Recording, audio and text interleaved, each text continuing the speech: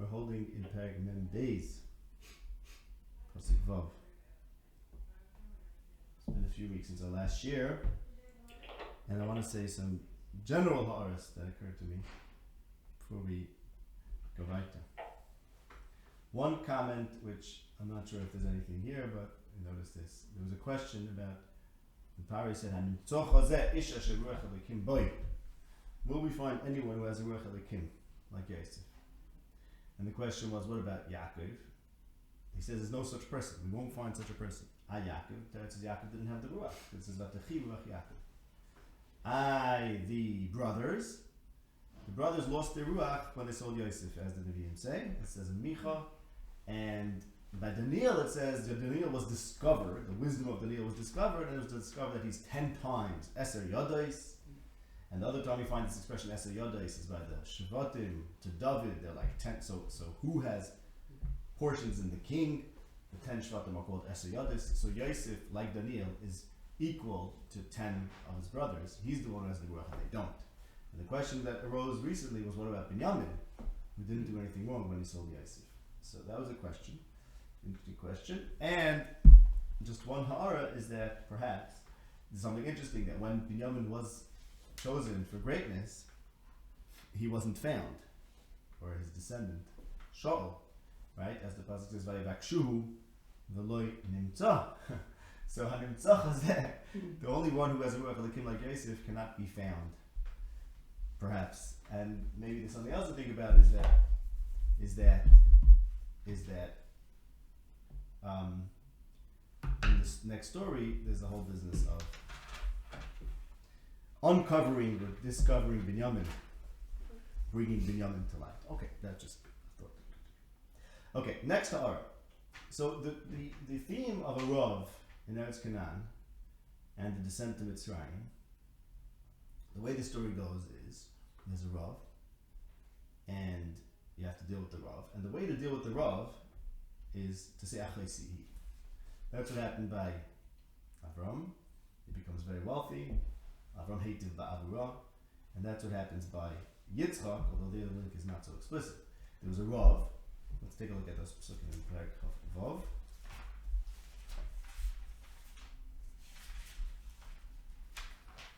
Vahi Rav ba'aretz milvad ha'Rav Rishon shehaya b'nei Avraham. So there's another Rav, and Yitzchak goes to Avimelech Melech Plishtim, and Hashem told him, Al Teirei Mitzrayim. Unlike Avram, who when there was a Rav went down to Mitzrayim, Yitzchak is not supposed to go down to Mitzrayim. Shchoim ba'aretz asher oimar elecha. We'll talk about that soon.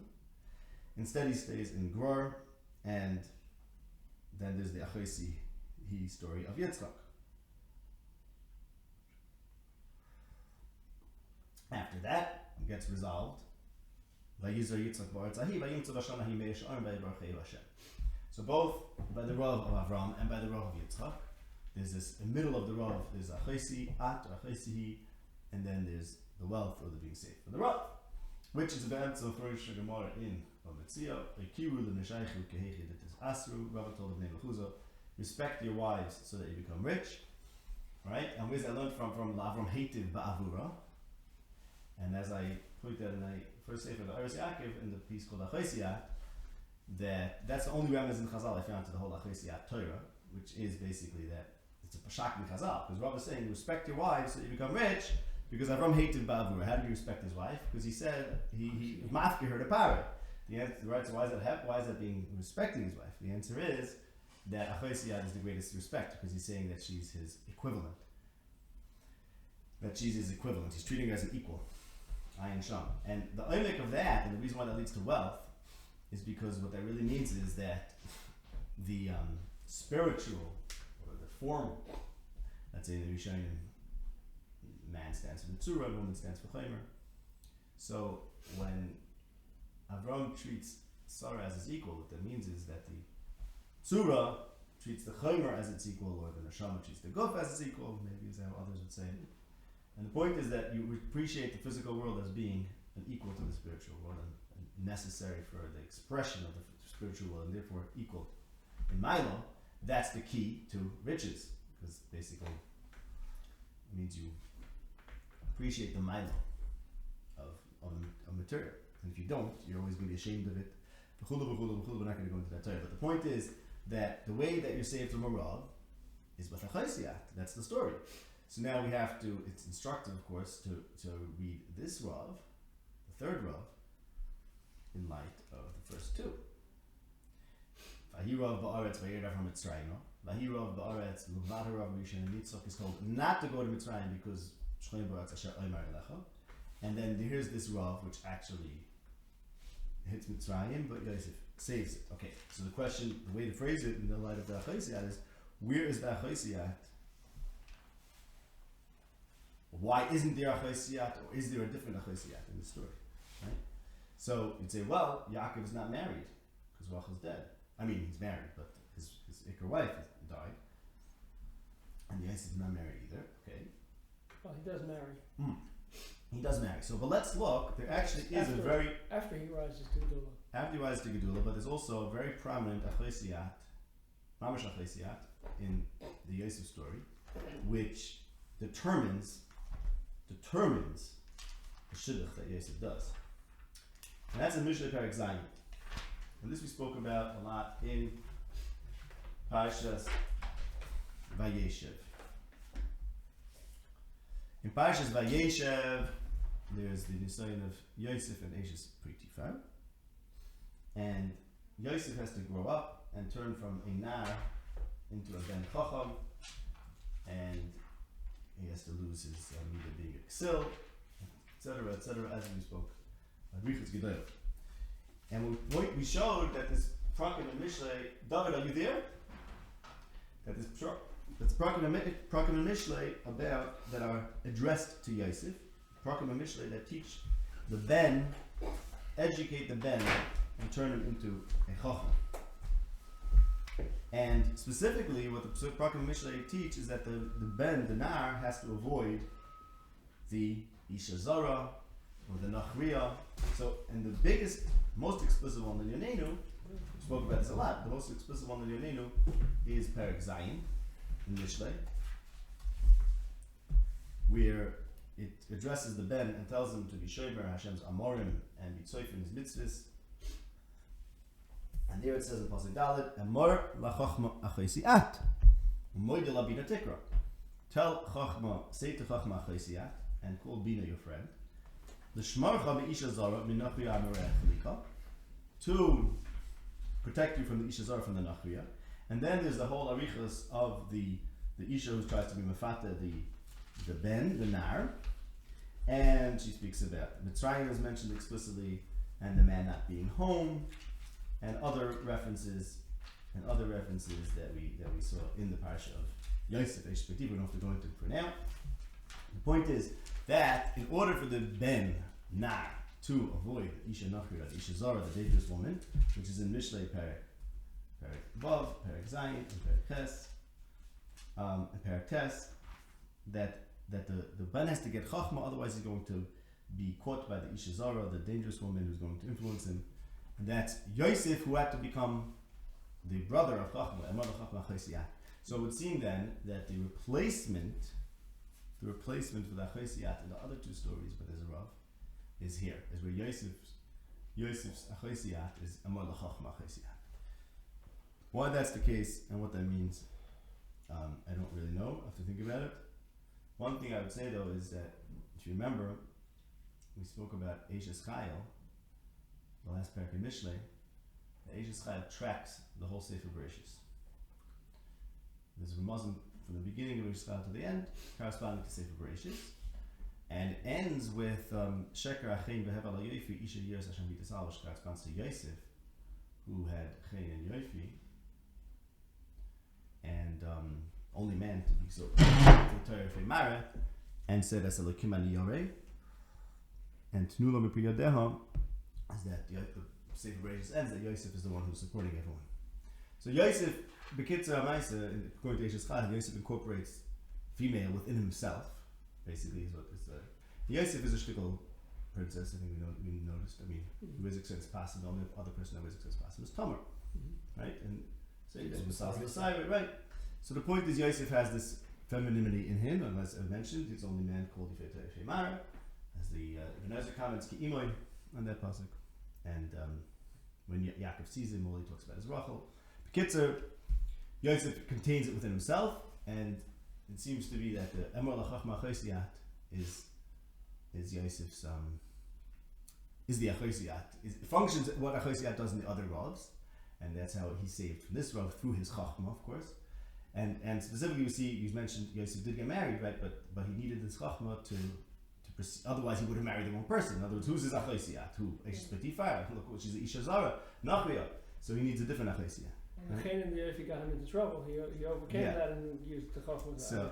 So he found within himself some achosiyat, which is his chachma, something like that. We have to think about this, but that seems pretty strong. Okay. What's femininity to do with achosiyat?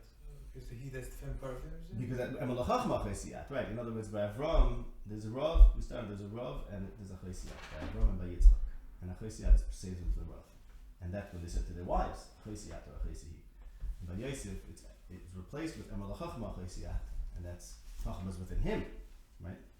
So that might have to do with the fact that in Eishes Chayil, there's all these Ramazim to women, and then it ends with Yosef being the true Eishes Chayil, basically.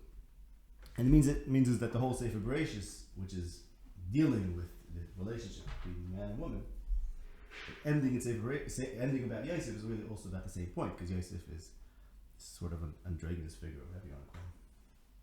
Okay? How do you want to be Magdirt? Okay, let's say that. Fine. Another thing I want to say is like this, and then soon we're going to go to two more ha'aras. When Avram went down to Mitzrayim,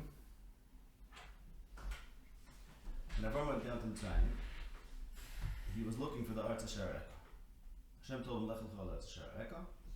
And only after he went down to Mitzrayim and came back to Eretz Canaan, did Hashem show him Sonrei Nechorei, and Eretz Canaan became the Arts Asher Eka.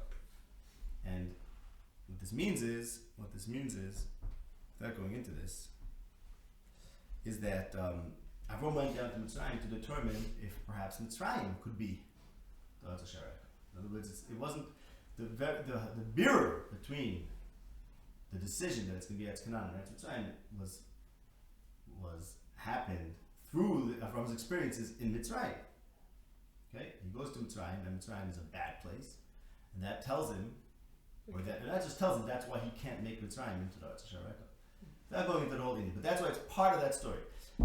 It's part of that story, and another point is also, but I'm not going to explain this, just not importantly in Nehru, that had Achosiyat been completely successful, then Eretz Mitzrayim would have been the Arts Asher Eka. Okay. Now, I'll explain to you what that means very soon. What's the pshat on that? I'll tell you afterwards. It doesn't matter. I don't want to go into that. I just want to bring it to our pasha, okay? Because what that suggests then is that, again, I want to read the Ravs in parallel, right? If there's three Ravs in Bereshis. Vahi Rav Ba'aretz, he goes down to Mitzrayim and says Achosiyat. Vahi another Rav Ba'aretz, Yitzchak, and Hashem tells him, don't go to Mitzrayim because Shchoim Ba'aretz Asher Omer Elecha. Okay, fine. But then he also has Achosiyat, and then he gets rich. Yosef, there's another Rav, and everyone comes in time, where's the Achosiyat? So that was the first point. But there's another point, that if Avram's going down to Mitzrayim, it's because maybe Mitzrayim is the place to be, that's like Eretz Canaan, that's Arts Asher Eka. So then, the Yosef's going down to Mitzrayim would also suggest the same thing. And this is very true, as we've discussed. Because what's the difference between Eretz Canaan and Eretz Mitzrayim? Because Eretz Mitzrayim doesn't have a Rav. But Eretz Mitzrayim does have a Rav. But no, it doesn't, because Yosef came to the rescue. But as we discussed, had Yosef not interpreted Shlom Parah, had he not stood up for instead of Kinyan Shlom Parah, I'm going to save Mitzrayim. And had Mitzrayim Taka had a Rav, that would have decimated Mitzrayim. You wouldn't have this pasuk in Parashat Save Torah, that's for sure. You wouldn't have this pasuk that says, Eretz Hashem B'Atzon L'Rishon Lo Yikar Eretz Mitzrayim. Mitzrayim is safe and everything's fine. No, it's not. The reason why there's such a pasuk, the reason why the pasuk says that Mitzrayim is a safe place, is never wrong Mitzrayim, is because Yosef came to the rescue, right?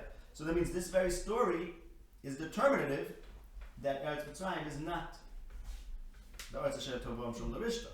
Yosef is the one who made Eretz Mitzrayim be Goyish, be Mitzridik. Had he said, Hashem is now making Eretz Mitzrayim into Eretz Canaan, and now you know what it's like to live in Eretz Canaan, then say this would have become a holy place. Right? Which will eventually happen anyway. Which will eventually happen. Now, the pshat is like this, because now I want to say the pshat, and this is the shtickle vertical maybe. But Yitzchak was told, Al Teir Mitzrayim Shchoim Ba'aretz Asher Omer Elecha. Right? So I want to say it like this. Eretz Mitzrayim will eventually become Eretz Yisrael. The Medrash says, "Asid Eretz Yisrael should dispatch Chol Aratzah." So the kedusha of Eretz Yisrael, which is captured in Eretz Yisrael, is possible. It's possible to have it in Kol Kulei. The only shot is it going to happen already now, or does it have to happen by Draga first to Eretz Canaan, and then we'll spread to the rest of the world? Okay. So when Avram went to Mitzrayim, because Mitzrayim maybe is the Eretz Yisrael, Taka Mitzrayim could be possibly the Eretz Yisrael, and Taka and Yosef could go to Mitzrayim. Maybe he could make Mitzrayim into Eretz Yisrael. Possible. Yitzchak was told because by Avram Avinu there's two lech lechos. There's lech lecha to Eretz Asher Eka, and there's lech lecha al Har Amariah, which is Makom Mikdash, el Achad Ahar Asher Oymar Elecha. So there's Eretz Asher Eka, and there's the place Asher Oymar Elecha. Why is Eretz Yisrael called Eretz Asher Eka and Amariah called Eretz Asher Oymar Elecha? In Kamakim, but that's the difference. Eretz Yisrael is the place that Hashem shows, and Amariah is the place that Hashem will tell us. So Yitzchak was told, you have to be in the Eretz Asher Oymar Elecha. Now, what does everyone knows? Yitzchak was an Oila Tmima, he can't go to Chutz. When says Oila can't go to Chutz, Oila can't leave the Mikdash. But Yitzchak is allowed to go to any place that has the potential to leave the Mikdash. And I see the Eretz Yisrael should spashel Cholam Kula, and I see the Yerushalayim should spashel the whole Eretz Yisrael. I'm calling Yerushalayim Mikdash. The Rambam says Yerushalayim is Mikdash. Yeah, but this is Chutz Cholam. Yeah, Nechanam. I hear. Yeah, Nechanam. Watch, the Oila after the Shechita can't be Yitzchak from Nazar. Right? Okay. Maybe that's really shver. But I'll call it, so maybe leave out that connection. Before or after the Shechita. Right. But even before the Shechita, it's not Yerushalayim either. Okay, say that. Right. I'll call it, the point is that he has to be Ba'at Asher Oymar Elecha, so maybe he's allowed to push the boundaries and see if maybe we can move that into Gror. Let's see what happens. Maybe we can expand beyond Yerushalayim, which is going to happen also lovely. Avram is testing whether we can expand beyond Eretz Yisrael, which is also possible. Okay. And one last hour before we go into the psukim, I wanted to mention that, welcome, okay, I wanted to mention what my son from Moshe said, a very nice word. He said like this.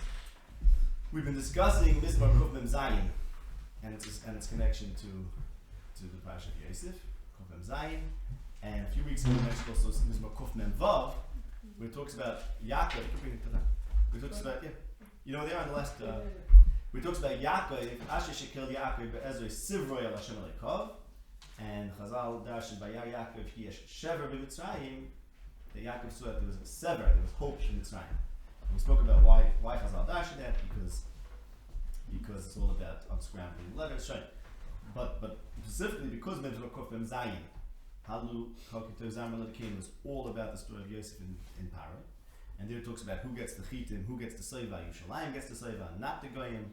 Lo yasachin l'chol goy. Okay, kulu b'chul mamish l'hom mizmor we spoke about a lot. It's only when everyone comes to only when Be'ech B'nayich B'kir Be'ech when Klal Yisrael gets back together. That's when the soiva comes to Mitzrayim through Miachal l'chaste, which Hashem is Yosef Machal l'chaste. Okay, we're not going to repeat everything.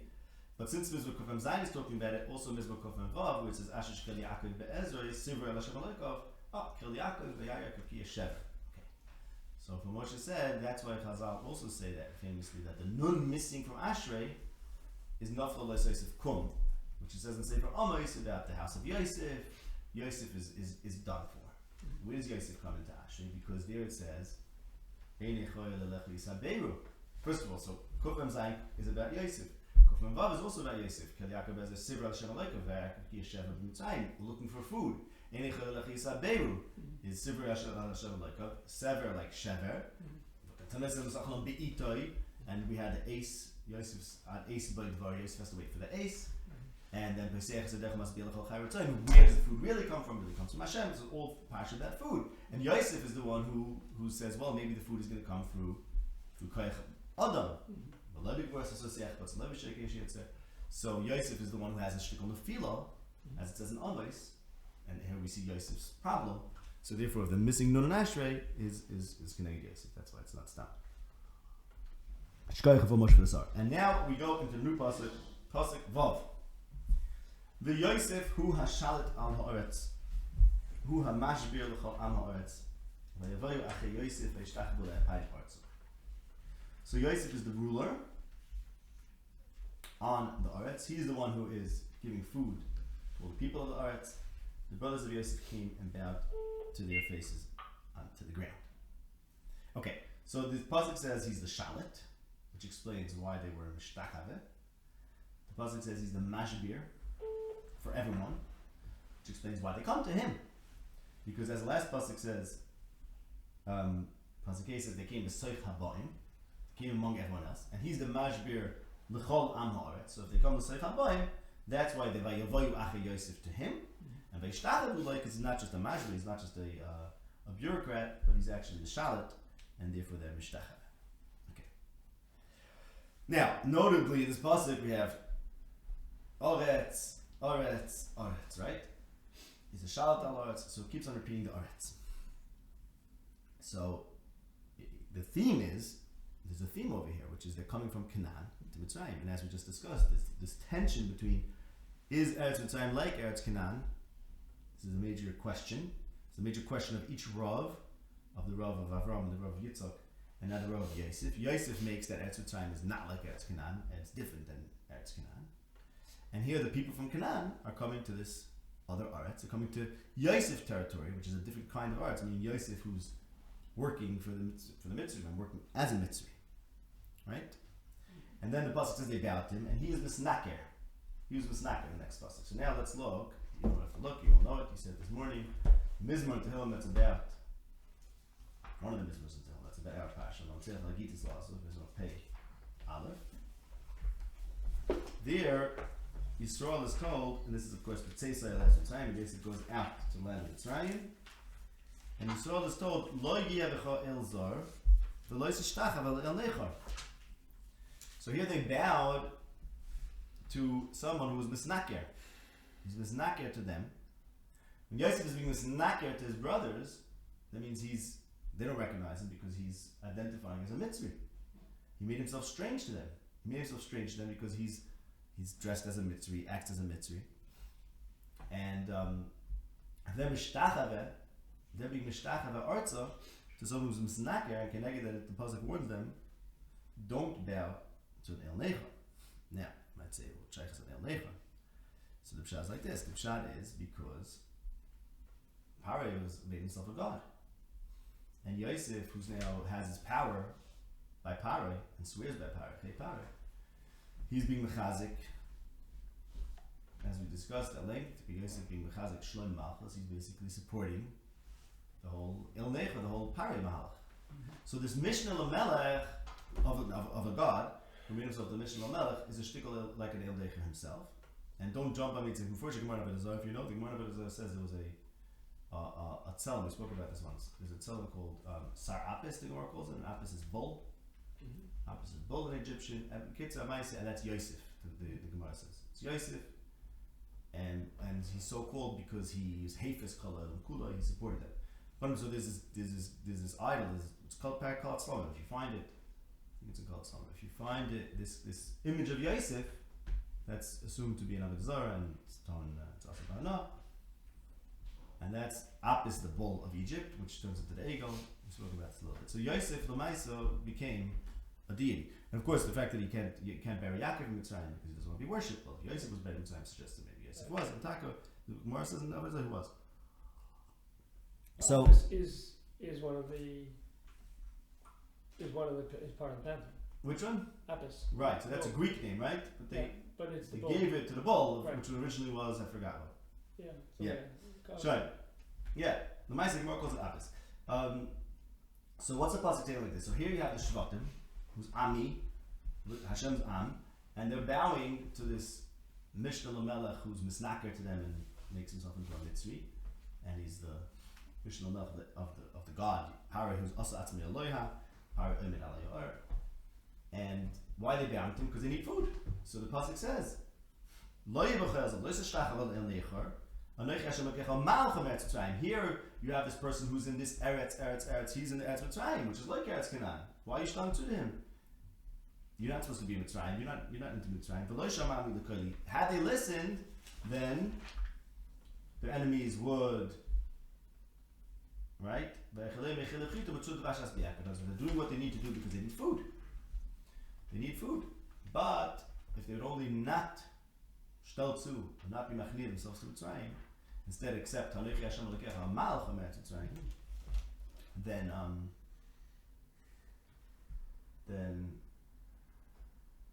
then they would have the Chil of Chita. And this is what it says in Mizvah Kufam Zayin, Bani Yushalayim Hashem, Nitke Yisrael Chane, so let's say, Yushalayim, Som Gvul Echsholim, Chil of Chita Yasbiech, right? So where does the Chil of Chita go? It says in Mizvah Kufam Zayin, not L'chol Goy, rather to Yushalayim, and Be'ech Banaich Bekirech, when the Shvatim are all together. Okay, so the point is that Som Gvul Echsholim, right? Yosef guaranteed Shalom Pare, and gave the Chil of Chita to Pare. Instead, really who's supposed to get the Chil of Chita is Be'ech Banaich Bekirech, and Nitche Yisrael Lechanes, when they're all back together in Yushalayim. So it's not for Mitzrayim, it's rather for the Ami Shemel who's supposed to be Malcham Mitzrayim. So this pasuk where Yosef is a Shalat al Aretz, he's Mashbel Chalam Aretz, Be'shtachel Epam Artza. So here he has a different Aretz than them. That's the pasuk stressing Aretz. He has a different Aretz than them, and they are bowing down to him with his Aretz. Terrible thing. He's misnaked to them. Why are you bowing to this? Basically like an El Necha. Okay? And that's what he says. When he's misnaked to them, he says, Ma'ayin Basam. He's saying, what are you doing here? You don't belong here. I mean, he belongs here. He's a Mitzri, as it were. He's acting as a Mitzri, pretends he's a Mitzri. And he's like, what are you doing here? And the answer to that should have been, we don't belong here, we don't want to be here. Okay. Right, I just want to show you one more thing. We also spoke about this. This is a shir that, as you see, is building very much on previous ones. But in the end of Hosea, Perek Yud Gimel of Hosea talks about Ephraim, the descendants of Yosef, and their Egels, their Golim. Right, their Golim. This is Perek Yud Gimel in Hosea, talks about Ephraim, their Golim, their idols, the Masechas, and then it says in Pasuk Dalet, I am Hashem who from Eretz Mitzrayim. Okay? And then it talks about. Right, so the point is like this. That this pasuk, is saying, I am Hashem Elokecha who took you from Mitzrayim. Don't worship those eagles, Ephraim. So we spoke about this, that Yosef, who's supporting Shalom Parah, and therefore became associated with the god of Mitzrayim, which then turned into the Egel. Those worshipping the Egel is taking this apis, which is the bull, and worshipping it. That's traced back to Yosef B'Tzeisa El Mitzrayim. It's just like, my point is, just to make my point clear, in Tehillim Pei Aleph, where it talks about Yosef going out to Mitzrayim, Hashem's message is Anech Hashem Elokecha Amal from Mitzrayim, and in Hosea, where it talks about Ephraim and their Agolim, it also talks about Anech Hashem Elokecha Mitzrayim, which of course, both of these psukim, obviously, this pasuk in Hosea and the pasuk in Tehillim Pei Aleph are obviously based on Anochi Hashem Elokecha Asher Hatzizicha Mitzrayim. Like the anti-Avodah Zarah, the message of not doing Avodah Zarah is sever yourself from the land of Mitzrayim. This is why Ravam puts up a going. Because he's a Yosef, he's continuing the Yosef thing, right? Yeah, for sure. Because he had two sons, Nadav and Aviah, right? He's making himself like an Aaron figure. That grew up from. Yeah. And he's like, I'm on Aaron's side, so we have to figure out what Aaron was doing there. Well, he's claiming that, but what he's really doing is Yosef's. Yeah, right. No, but that's not necessarily Yosef's intention. But yeah, something right. We're working with the whole Yosef thing. It was called a shur, of course, as we discussed. Yosef's the shur, and Yosef turns into this. Again, the idea of Yosef was worshipped as an idol. I'm not saying anything about Yosef per se. Okay, just Agav. No, the reason I'm a little distracted because something that I'm thinking about is that a lot of Rishonim are very busy. This is actually a good example of certain kind of derech halima. Rishonim are very busy with Anochi Hashem Elokecha Asher Tzichem Mitzrayim. Why is it Asher Tzichem Mitzrayim? Why not Asher Baras Shemaim Aretz? What exactly is a mitzvah? And everyone has a different shot. What is the point of the pasuk Asher Tzichem? Is it saying Hashkacha? Is it saying how you know me? This, that.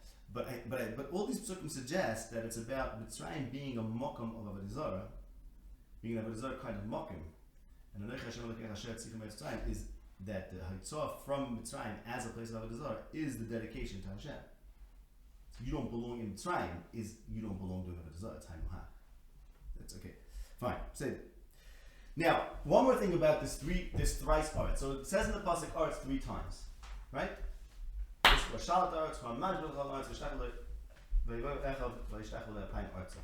There's a pasuk where it says Eretz Avetz, and that is in Yirmiyah. Soif Perek Chof Beis. Yirmiyah Perek Chof Beis Pasuk Chof Tes. Eretz, Oretz, Shemi Devar Hashem. Koi Amar Hashem Kisvus Ish Hazeh Ariri Gever Litzach Mi Biyamah. So we're talking about Yechanya, the last of the kings. And Yirmiyah says about Yechanya that he's going to be Ariri, and none of his children are going to be on the throne of David anymore.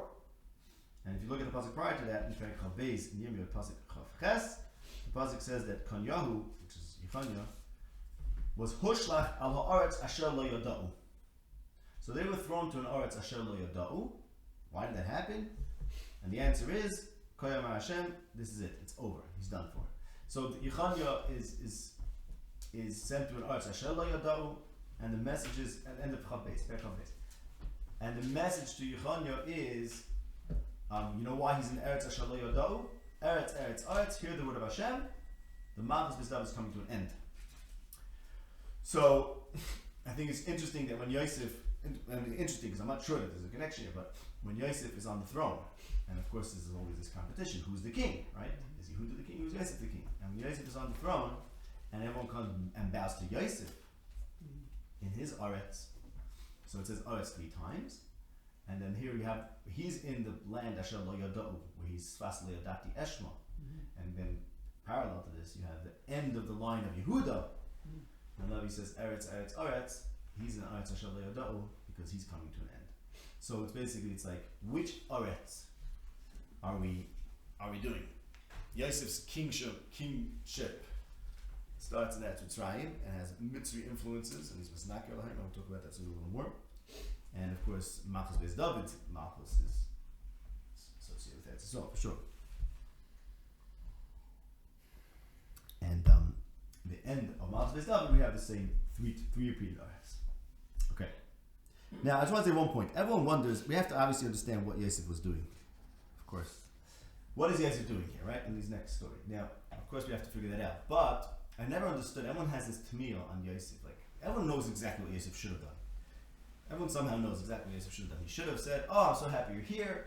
Okay, now we can make shalom, and now tell Daddy I'm alive, and everything's great." Now, I don't see why that's even the default. Yosef, there's a major machlekes going on, and the Shvatim held that they should kill him because he's a dreamer and not a prophet, as we discussed numerous times. He's a Baal Chalomus, and you're not supposed to mix Chalomus with Devarim. You're supposed to have the Dvar Hashem, which means, as we discussed time and time again, that Yosef is doing a very different thing than everyone else is doing. Everyone else is looking for Das Hashem and Nevuah, and Yosef is dabbling in the dark arts of Hester Panim. And no, we're going to have some Hester, and we're going to have dreams, and somehow Hashem is going to misgala, even though it doesn't make sense, and so on and so forth. And he holds he's supposed to do that, and they hold they're supposed to do this, and they tried to kill him, and now they're just meeting the second time. That's the whole story. Now, Yosef is exactly where he's supposed to be. He's in Mitzrayim. This is where he's supposed to be. He's supposed to be dressed as a Mitzri. He's supposed to be a half Avodah Zarah. That's Yosef's role. It's not Stamazah. This is his job. That's the one. What? That's the one. That's the panim. He's supposed to be a Golas person. He's supposed to be Kamat and El Necha. He's supposed to be into Shloimach. He's doing everything he's supposed to do. And they were doing everything they're supposed to do in Eretz Yisrael. And now all of a sudden they come and they say, I am Basem. What are you guys doing here? It's a very good question. Where did you come from? What is going on over here? Okay? But the Yosef should say, now let's make shalom. Who's making shalom? Why making shalom? Maybe he should kill them. Maybe he should kill them. I don't know. Say that. He has his thing, they have their thing, and there was a tension. What's the resolution of that tension? We have to wait and see. And we also, of course, have to understand what is Yosef up to. But the idea that Yosef is supposed to say, now we're all got smarter and wiser with the years, and let's all be friends. Why should they be friends? And why should he even assume that they're his friends? They probably wanted to kill him again, as far as he knows. Right? Did they learn anything from there? I don't know. Let's find out. It doesn't say. Everyone thinks that they were felt very bad. Okay, maybe not. I don't know. Say that. What? I don't know. From what they say later, you can see it. Say it, but a lot happened. A lot of things happened between now and then. Right? Aval Hashem Manach. One second. They learned. They only said Hashem Manach. The only find video is after at a certain point in the story, right? Okay, I'm just saying, there's no default, just because we talk about Yosef HaTzadik, and we talk about, let's remember these tzaddikim, 10 of them tried to kill one of them. There's a very good reason for that. I'm saying that's all we know, and that's where we stand right now. and now what's next? Okay? And Ayin Basem, Murtik Akasha, what are you guys doing here? Where do you come from? Something's going crazy over here. Yosef's job is to be Misnacher, and we spoke, and we spoke either earlier in Mishlei, Yosef's Kemat with the Isha Nachriya. So Yosef's a Nachri, basically, and you have to worry about the Nachriya. Well, Isha Nachriya is a problem. How do you deal with Isha Nachriya? But this is Yosef's problem, because he makes himself like a Nachri, he's Misnacher. And that's his role. That's his role. He's not supposed to say, Ani Yosef. What's that? Ani Yosef. What are we talking about? Ani Yosef. And I look like a Mitzri and I act like a Mitzri, and you guys really shouldn't be bound to me because according to David HaMelech, whatever. This is what's going on here. That's the Havana here, okay? Now, that's the basic approach. So we have to figure out what is he trying to do. Of course, we'll learn Pasuk Tes seems to tell us what he's trying to do, something with the Chalaim. We'll see when we get there. But the idea that why should Yosef just smile and be happy and now say everything's fine is I don't even begin to understand that why that should be the case. Okay, Vayar Yosef is Echa Vayakirim. So I just want to comment just on Pshat. We're not going to get into too much Pshat. I just want to point out one thing which we'll have to get to next time. Look at Pasuk Zayin and Pasuk Ches. So Pasuk Zayin says Vayar Yosef is Echa Vayakirim. Yosef saw his brothers and he recognized them. Vayisnaker Aleim. He made himself like a Nachri. Or Ramban says it means he disguised himself. Based on the pasuk by Yeravam, it says that the Eshes Yeravam was misnakei rosh. He was disguising himself. Okay. Vaydaber itom kashos. Vayomer le me'ayin basem. Vayomer me'etz kanan l'shbech. And then we have pasuk Ches, which again says Vayakir Yosef es echov. But here it adds Vahim lo hikiruhu. And then in pasuk Tes it says Yosef remembered his dreams and said to them Ragmatim. So it breaks it up into two, right? It says Yosef recognized them and spoke to them, was misnaker and was spoke to them cautious and said kach v'kach, and they answered. And then the pasuk says Yosef recognized brothers and they didn't recognize him. And then it says another motive, or a motive. He remembered the dreams and he said Ragmatim. So we have to figure out how to put these psukim together. Okay, this is the Ramban talks about it. The Rashman talks about it. This is just setting up the psukim. But I just want to. I'm not going to do that today. I want to just point out one nekuda in pasuk Zayin. Vaydaber itom kashos. Yosef spoke to them kashos, harshly, right? And of course they quoted him to Yaakov. They said, "Dibar ha'ish adonai ha'aretz itonu kashos." Okay. So the adonai ha'aretz is kashos. Now take a look at Yeshaya Perek Yutes. Yeshaya Perek Yutes is a perek that we spoke about a lot in the beginning of the parasha. Yeshaya Perek Yutes talks about how the river of Mitzrayim is going to dry up and there's going to be a hunger. And Yeshaya Perek Yutes Pasuk Ches talks about that eventually there's going to be cities in Mitzrayim that they do speak the language of Canaan and they do swear to Hashem. We spoke about Yosef does something, fortifies the cities of Mitzrayim and he swears to Paroi. And in this parak it talks about the Sari Mitzrayim not knowing what they're talking about, and that's like the beginning of Parashas Miketz, where the Chatumim and can't Chachmei Parei don't know what they're talking about. Instead, the only one who knows anything is the one who has the Atzas Hashem, right? As it says in Pasuk Beis. Okay, so this is all about, and like everything, like always happens, there are many tzushos from this parak, and I want you to look at Pasuk Gimel in Parak Yutes. Pasuk Gimel. The parasha starts about Hashem who's going to overpower the Elilim of Mitzrayim. So Pari is the god, he's Al Ya'ar, and he can't Lamaisa manage Mitzrayim. He needs the one who has the Ruach Elokim. And there it says in Pasuk Daled, V'sikarti es Mitzrayim biyad adonim kosheh umelech azim shalom. So Mitzrayim is going to be given over, handed over. V'sikarti is like Sigarti, I think the version say. So to be delivered into the hands of a Adonim Kasha and a Melech Az. So Yosef is the Adonai Ha'aretz who speaks Kasha. Okay? So now that's very interesting because, and the next passage talks about the water is going to dry up and there's going to be a hunger from the river. So Yosef is the Adonai Ha'aretz, but he's Kasha. Not a good thing to have someone who's Kasha to be harsh. The Adonai Ha'aretz shouldn't be harsh. It's not good if the Adonai Ha'aretz is harsh. He'll destroy the Ha'aretz. Okay? Fine. So I want to tell you what this means. I think how this affected the outcome of Mitzrayim. Take a look at Perek of Zayin in Yishai. Also Yishai. in Yeshaya Perek Chav Zayin, it starts off that Hashem is going to kill the Tanin in the Yam, that's Mitzrayim, Pari. And then Pasuk K talks about Shalom. We spoke about this Pasuk. Again, I'm just going to ram this without going into all the rabbis. That the real Shalom is Hashem's Shalom, not Shalom Pari. That's Pasuk K. And then Pasuk Vav talks about Yaakov coming and taking root, and that's talking about the Shvatim coming down to Mitzrayim. I think this is the Haftarah of Parashat Shmos, when they come down to Mitzrayim. Yashrish Yaakov comes down and takes root. And then it talks about in Pasuk Ches, the Ruach Kasha, Hashem's Ruach Kasha on the Yom Kodim. Okay, and all these psukim are all about Yosef, because then it talks about let the harvest, when the harvest dries up, let it break. Don't have pity on Mitzrayim, and Yosef did the Seder. But this pasuk, it talks about the Ruach Kasha of Hashem b'Yom Kodim. Now, the Pari had a dream about the Shedufos Kodim, and Yosef interpreted that dream as we discussed. Yosef interpreted the dream that the Kodim, which is always called the Ruach of Hashem, in Hosea, the end of Hosea, spoke about earlier, the end of Hosea, the Kodim is called the Ruach Hashem. And Yosef interpreted that, you know why there's a Kodim in Pari's dream? Because Yosef is the Kodim, because he has the Ruach Hashem. He has the Ruach Elokim B'Kibur. So he's the Spirit of God, he's the wind that bears the word of Hashem, and he's the Kodim in Pari's dream. And that's why his suggestion that he saved Mitzrayim is actually part of his interpretation, because he saw himself in the dream as the Kodim. Okay. So now,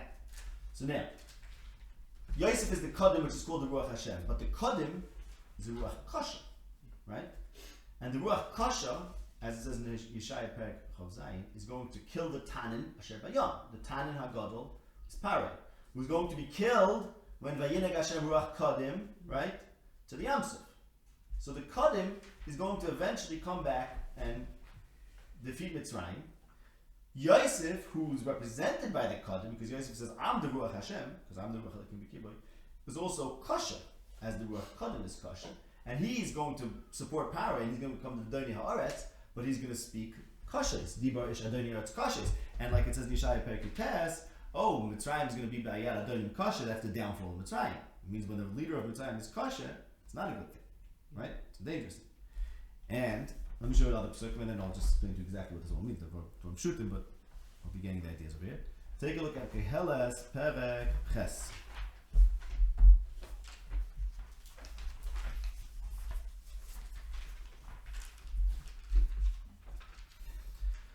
Keheles Perek Ches. Mi kehe chacham u'mi yodeh pesha davar. Who's like the chacham who could interpret things? This is Yosef. Chachmas Adam Ta'ir Panav. The Chachma makes his face light up. And that's why Daniel was able to live on Zeroinim and still have a good countenance, because he had Chachma, and Chachma lights up your face. And so to Yosef, who didn't eat the lechem, by he Yosef Yifei Torah Yifei Mara, and he became a great Chacham, even though he didn't eat the food, because Chachmas Adam Ta'ir Panav. Okay? Say that we're not going to go into all these Ramazim that we spoke about. There's a lot here about the Yosef stories. But one thing we mentioned was Pasuk Ches. Ein Adam Shalat Baruach L'chol Yosef Ruach. Okay, so there's Ruach, but you can't be Shalat the Ruach. Ve'ein Shilto B'im HaMavis. Ve'ein Mishlachas B'Mucham. V'lo Yumalat Resha Es Bolov. So what we spoke about is that this Pasuk is referring to Paro. Why? Because Paro installs Yosef as the Shalat. And Yosef is the Ruach. But he's the Ruach Kodim, right? And the Ruach Kodim is going to end up and kill Paro. Because Ein Shultan B'Yev HaMavis, the Ein Mishlachas B'Muchama, you can't send someone in your place. I'm going. Right? Paro said, I'm going. So, Paro, who tries to control the Ruach by installing Yosef, who's Mr. Ruach, so he thinks I can control the Ruach because Ani Paroi, right? You're the Shalat, but I'm over you. So Melam Shalat Baruach. But it turns out that this Ruach is a very scary Ruach. It's a Ruach Kodim, which is a Ruach Kasha, right? And there's going to be a Yom Kodim, Haga Baruch HaKasha, Yom Kodim. There's going to be a day when the Ruach Kodim comes back and defeats Paroi, Ein Shilta B'Yom HaMavis, Ein Mishlachas B'Mucham, by Kriyas Yamsuf. Okay? So the point is like this. Oh, what do you mean? What? Oh, Yosef is the one who... Very interesting. Okay, very good. Right. Yosef had a role in Kriyas Yamsuf. Saying the Rabbi Yonis was Arena Shel Yosef. Okay, interesting. So, right, but I was just going to show you one more pasuk, and then I'll explain to you what this all means. It's a simple idea.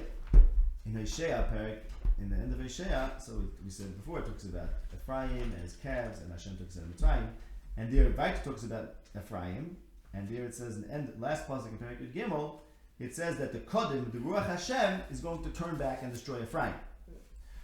So we spoke about this. I think that Yosef, who's using the Kodim, which is the Ruach Hashem, but he's using it for Shleim Paroi, that points to a certain pigam in Yosef, right? To a problem in Yosef, and that's going to end up turning back on Ephraim, who's going to worship eagles, and really they have to come out of Mitzrayim, right? So Yosef, who's sort of koifer, so to speak, in Anochi Hashem Lekechem Mitzrayim, because he's saying, no, I'm in Mitzrayim. So I'm in Mitzrayim, so his children are going to worship Agolim. And his claim to the Ruach Elikim, which is true, is going to turn against him, and the Kodim, which is the Ruach Hashem, is going to destroy Ephraim. Okay? Because so what that means is like this: Yosef took the Ruach Elikim, but it's a Kodim. It means Yosef's claim and his milo, Yosef's milo of having the Ruach Hashem, is he has in a certain way, which allows him to be worked for Pari, but also allows him to have some of the problems of Pari. So here we have basically like this. I've been a little cryptic. I want to explain exactly what I mean. We have Pari, he's a bad guy. He's doomed. He's toast, right? Eventually, he's done for. And we have the Shvatim, the Tzaddikim, Gemurim, whatever. They're great. They're Nevi'im. They're Eretz Yisrael. And then we have Pari's claim to maybe have survived is because he has Yosef. That's the point of it. That's what I'm trying to get. Because this is a struggle over Mitzrayim, right? Because which are it's Canaan, it's which one? So Pari's like, well, I have Yosef. I have my tzaddik. And Mela, he's propping me up. But he's propping you up in a very specific way, in the Ruach Hashem, but it's the Ruach Kodim, which has a problem, which is that it's kosher. And look, you know what he's going to do? He's going to be Adonai Haaretz, but he's going to be kosher. And as Yishai says, that's the downfall of the land, is when the Adonim kosher. So Mitzrayim is being propped up by Yosef, but Yosef's problems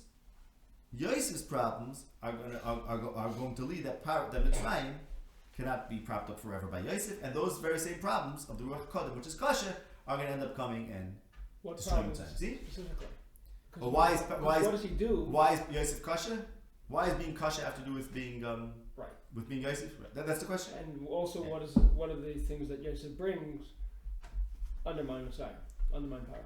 Okay, right. That's a good question. That's a good question. You mean you're saying the third power had right? That's an excellent question. Right. Yeah. How does Yosef? Right. Well, maybe that he makes him so powerful is the problem. But yeah, that's a good question. Right. According to what I'm saying, it has to be that Yosef somehow his cautious, he was a very tough king, as we discussed. He took all the wealth of Mitzrayim for power. He was a very, very tough guy, and his toughness was because he's working for power, and he's like, I'll be tough. But you have a good question. Why is Yosef tough? And how does that actually lead to the death of Mitzrayim? Maybe the Vayakhir leif power, right? And the Akshas leif power. I mean, power is also kind of problem with kosher. No, seriously, that was his problem, that he was kosher. Fine, but why is that because of Yosef? It might be associated that Yosef is Adonim kosher. It probably is associated, right? That just stop. So Yosef is Medaber koshes, and Yeshaya says, "I'm going to put Mitzrayim and be at Adonim kosher," and that's the problem. It's chazikr on the actual leif power is the worst thing in the world for Mitzrayim, right? So okay, we have to get exactly how it influences it. Mitzrayim disintegrated when they were Leodas Yosef. It's interesting, right? It's weird that was the beginning of them. Yeah, 100%. Let's figure that out, right? There's obviously Yosef props up Mitzrayim, and Yosef, it could be both. I think, right? Yosef is a mice who kept Mitzrayim alive. Does that mean Leodas Yosef? Does that mean they took the bad part of Yosef? Good questions. That's a good question. But on that point about what about Yosef makes him kosher, I just want to point out one thing which I didn't work out fully, but it's interesting. End of Perek Yud Ches in Mishlei. So we have that pasuk in Yeshaya which talks about Sikarti Sitzai B'Yad Kosher Umelech Az Yim Shalom, right? And the Ibn Ezra was just more to this pasuk because he talks about the diktuk of the word koshois, and he says the diktuk of the word kosher is like the diktuk of the word azois in Mishlei Perek Yud Ches.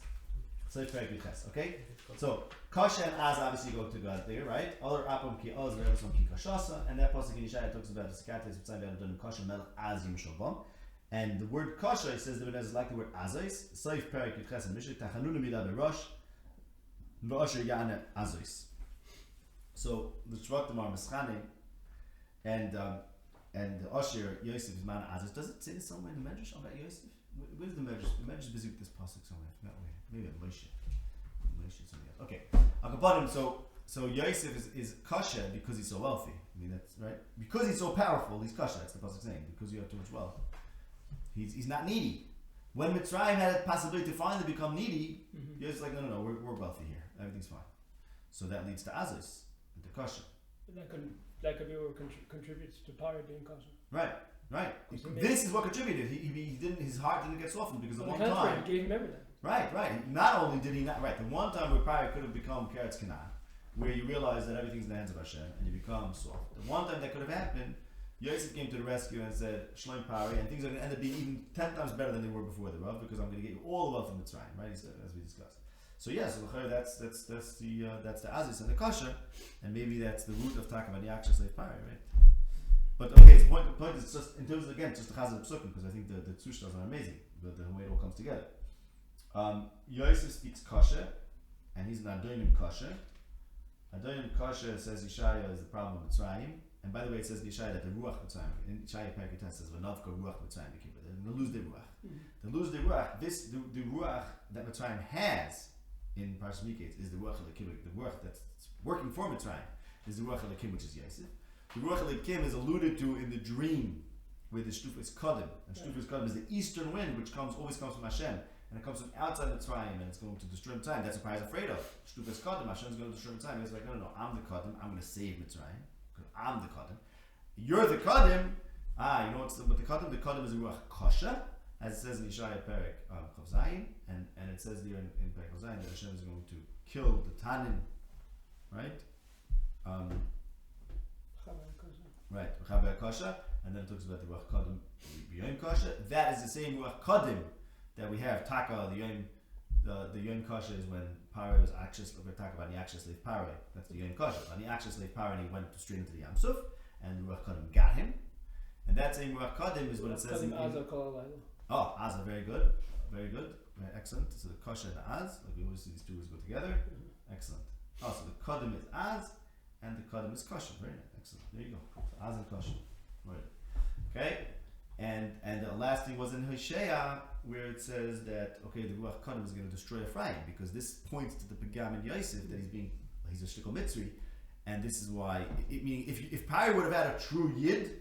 Lagamri Yid on his side, that means that Pari is okay. But even Yosef, who's the Ruach Elokim, is doing a mitzvah, and therefore it is going to be, and that's going to end up hurting Yosef and his descendants, because they're going to serve Agolim. They're going to serve Agolim again, and just try to back the other thing. They're going to serve Agolim, and Hashem says, you're supposed to not be Mitzrayim, and that's why are they bearing to this Il Nechor, who's in the Aretz. He's in Eretz Mitzrayim, not Eretz Canaan. That's what it's about. That's the